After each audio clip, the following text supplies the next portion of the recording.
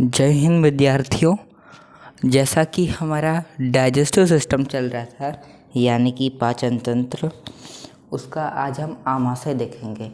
आमाशय यानी कि पेट, यानी कि स्टमक। ठीक है, मैंने यहाँ पे दूसरा लिखा है क्योंकि पहला हमारा जो कार्डियक है वो पिछली वीडियो के अंदर हो गया था।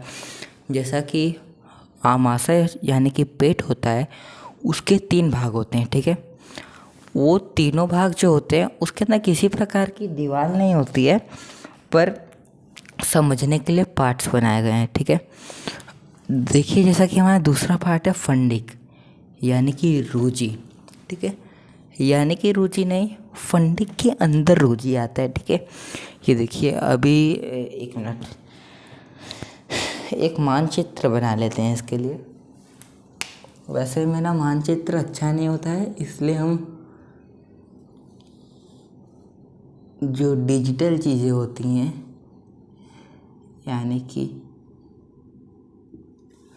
टैब वगैरह के ऊपर हम जो मानचित्र होता है उसे समझा देंगे अभी, बस इसको समझा देने के बाद। ठीक है, ये इस प्रकार का जो पेट होता है, आमाशय होता है, वो इस प्रकार का बिल्कुल नहीं होता है। हम बहुत बेकार डायग्राम बनाते हैं, पर अब समझ लीजिएगा आप। ठीक है, तो पहला भाग होता है कार्डियक, दूसरा भाग होता है फंडिक, तीसरा होता है पाइलोरिक। ठीक है, पहला, दूसरा, तीसरा। ठीक है, पहला भाग होता है कार्डियक। इसका नाम कार्डियक कैसे पड़ा? क्योंकि ये हृदय के नज़दीक है। हृदय को आप कार्डियक भी कहते हैं। ठीक है, कार्डियक से क्या निकलता है? हाइड्रोक्लोरिक अम्ल निकलता है, यानी कि हाइड्रोक्लोरिक एसिड निकलता है बच्चों। ठीक है, बता चुका हूँ ये। अब देखिए फंडिक, इसमें होता है रूजी। और रूजी क्या होता है? ठीक है, कुछ अलग प्रकार का नाम है ये रूजी। ठीक है, इसमें से HCl निकल रहा है और इसमें से निकल नहीं रहा है, इसमें है क्या? है रूजी है। क्या है? रूजी। ठीक है, जो आमाशय होता है उसकी आंतरिक दीवारें किसकी बनी होती है? म्यूकोसा की बनी होती है। किसकी बनी होती है? म्यूकोसा की बनी होती है। ठीक है, ओके। तो देखिए जो रूजी होता है ये कांटेनुमा रचना होती है, यानी कि कांटे के समान चीज़ें होती है। ठीक है, ये हमारे शरीर में होती है, तो ये किसी प्रकार का कांटा नहीं है, ये हमारा जो खाना है उसे रोक के रखने का काम करता है। ठीक है, जैसा कि मैंने आपको बताया, जो आमाशय होता है उसमें खाना 4 घंटे रहता है। ठीक है, कितने घंटे रहता है? 4 घंटे रहता है। ठीक है, तो 4 घंटे यदि आपको खाना रोक के रखना है तो कोई ऐसा प्रोटेक्शन लगाना पड़ेगा ना कि खाना 4 घंटे तक आमाशय में रहे। यदि आप खाना खाएंगे, अब देखिए जो आमाशय होता है वो टेढ़ा नहीं होता है, वो सीधा होता है। ठीक है, तो सीधा होने के कारण तो खाना नीचे गिर जाना चाहिए, सीधा छोटी आंत फिर बड़ी आंत फिर एनस से बाहर निकल जाना चाहिए। परंतु जो हमारा आमाशय होता है उसमें रूजी होता है। रूजी क्या होता है? कांटेनुमा रचना होती है। इसका पाचन से जुड़ा कोई कार्य नहीं होता, यानी कि कार्य होता है पर खाने को पचाता नहीं है, खाने को रोक के रखता है। ठीक है, हो गया हमारा फंडिक खत्म। अब देखिए पाइलोरिक। ठीक है, जो पाइलोरिक होता है इसमें होता है जठर रस। ठीक है, कौन सा रस? जठर रस। और जो जठर रस होता है वो जठर ग्रंथि के अंदर होता है। ठीक है, तो ये जो हम बॉक्स बना रहे हैं ये क्या है? जठर ग्रंथि है। ठीक है, कौन सी ग्रंथि है? जठर ग्रंथि। ठीक है, इस जठर ग्रंथि के अंदर जठर रस बनता है। ठीक है, जिसे हम कहते हैं गैस्ट्रिक जूस। क्या कहते हैं? Gastric juice. ठीक है, अब देखिए गैस्ट्रिक जूस के अंदर मुख्यतः 2 पार्ट होते हैं, रेनिन और पेप्सिन। ठीक है, क्या? रेनिन और पेप्सिन, इन दोनों का अलग अलग कार्य है। देखिए जो रेनिन होता है ये दूध को दही में बना देता है, यानी कि जब आप दूध पीते हैं तो वो पेट में जाते ही दही बन जाता है। किसके द्वारा?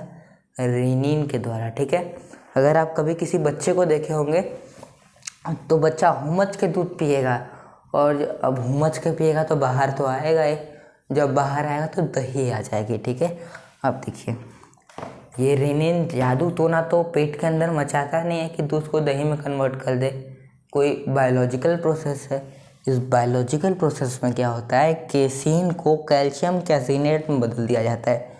केसीन क्या है, ये जो केसीन है ये दूध के अंदर पाए जाने वाला एक प्रोटीन है, प्रोटीन है या अम्ल है आप कह सकते हैं।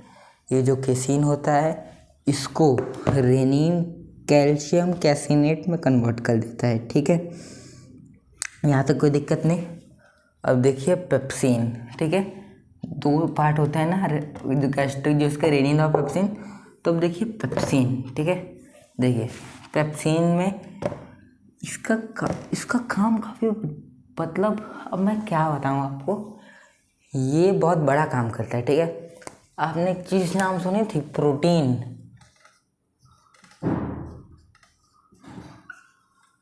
एमिनो एसिड से बनते प्रोटीन, मैं आपको सेल के चैप्टर में बताया था। 20 को एमिनो एसिड मिलके एक प्रोटीन बनता है, ठीक है।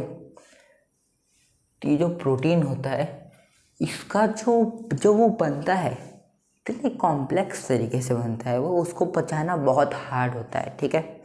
जैसे कि दो टाइप के न्यूट्रिएंट होते हैं, माइक्रो न्यूट्रिएंट और मैक्रो न्यूट्रिएंट।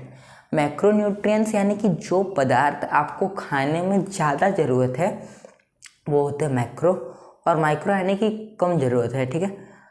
मैक्रो के अंदर आते हैं ग्रेन यानी कि अनाज, अनाज से आपको स्टार्च यानी कि मंड मिलता है, ठीक है। पर जो माइक्रो न्यूट्रिएंट्स होते हैं ये आपको बहुत कम ज़रूरत होती है इसकी। माइक्रो न्यूट्रिएंट्स में प्रोटीन, मिनरल्स, बहुत सारे आयरन वगैरह आते हैं, ठीक है।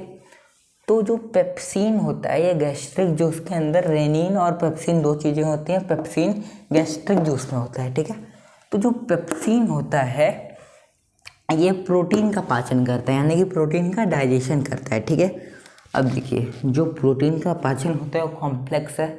तो प्रोटीन जब आमाशय में रहता है यानी कि पेट में रहता है तो पहले प्रोटीन पेप्टोन बन जाता है पचने के बाद, और फिर वह पेप्टोन छोटी आंत में जाता है और पेप्टोन पेप्टाइड बन जाता है, ठीक है। तो देखिए पेप्सिन क्या करता है, प्रोटीन का पाचन करता है, प्रोटीन को किस में कन्वर्ट कर देता है, पेप्टोन में कन्वर्ट कर देता है, ठीक है। पेप्टोन में कन्वर्ट कर देता है, कौन कन्वर्ट करता है, पेप्सिन करता है, ठीक है। अब ये पेप्टोन आगे छोटी आंत में जाके पेप्टाइड बन जाता है, ठीक है। उम्मीद है आप ये समझ गए होंगे। अब इसको हम मानचित्र पर समझते हैं। अगर आपको स्क्रीनशॉट चाहिए तो आप ले सकते हैं।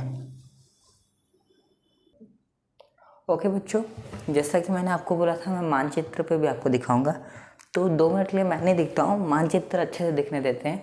तो देखिए ये आपका पैरोटिड ग्लैंड है, ठीक है। जैसा कि मैं आपको जब लाल ग्रंथि वगैरह पढ़ा रहा था तब मैं आपको मानचित्र पे नहीं दिखाया था, ठीक है। ये देखिए ये है आपका पैरोटिड ग्लैंड यानी कि पैरोटिड लार ग्रंथि, ठीक है। ये कान के यहाँ पे, ठीक है। अब देखिए यहाँ पे और भी लाल ग्रंथियाँ हैं। ये जीभ के नीचे सबलिंगुअल लाल ग्रंथि है, और ये जबड़ा जहाँ पे है उसके ऊपरी हिस्से पे मैक्सिला अस्थि के बाजू में सब मैक्सिलरी लाल ग्रंथि है, ठीक है। तो ये ओइसोफेजस है यानी कि ग्रास नली, इसके रास्ते खाना नीचे आता है, ठीक है। अब देखिए मेनली हमको आपको स्टमक ही बताना था अभी, ठीक है। ये ओइसोफेजस द्वारा खाना आ गया स्टमक में, ठीक है। देखिए स्टमक में जैसे कि 3 पार्ट होते हैं, कार्डियक, फंडिक और पाइलोरिक, ठीक है। तो देखिए ये कार्डियक वाले हिस्से में हाइड्रोक्लोरिक एसिड निकलती है, ठीक है।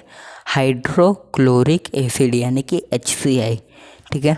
और उसके नीचे वाले हिस्से में यानी कि फंडिक के अंदर है रूजी, क्या है, रूजी है, ठीक है। रूजी क्या, कांटेनुमा रचना है, ठीक है, कांटेनुमा रचना। और यहाँ पे नीचे पाइलोरिक में है जठर ग्रंथि यानी कि गैस्ट्रिक ग्लैंड, उसमें से गैस्ट्रिक जूस निकलता है, ठीक है। तो ये देखिए इस प्रकार का इसका मानचित्र होता है। ये देखिए इस प्रकार का जो आपका आमाशय है वह दिखता है, ठीक है। इसके नीचे अब जोजेरम डेडुनम इलियम जो कि छोटी आंत में आता है वो मैं आपको नेक्स्ट वीडियो में समझा दूंगा। और अभी उम्मीद है कि आप मानचित्र द्वारा और अच्छे से इसको समझ गए होंगे, ठीक है। और आज के लिए इतना ही। अगर आपको यह वीडियो अच्छी लगी होगी तो जय हिंद, नहीं जय हिंद मेरा हमेशा रहता है, ठीक है। यदि आपको यह वीडियो अच्छी लगी होगी तो दिल से हैप्पी दिवाली के लिए एक लाइक कर दीजिएगा।